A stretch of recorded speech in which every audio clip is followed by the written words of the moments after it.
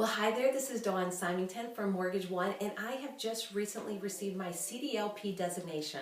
So I'm a certified divorce lending professional. And today I wanted to talk about the 636 rule. There's a big difference between what someone receives as income and what can be used as what's called qualifying income.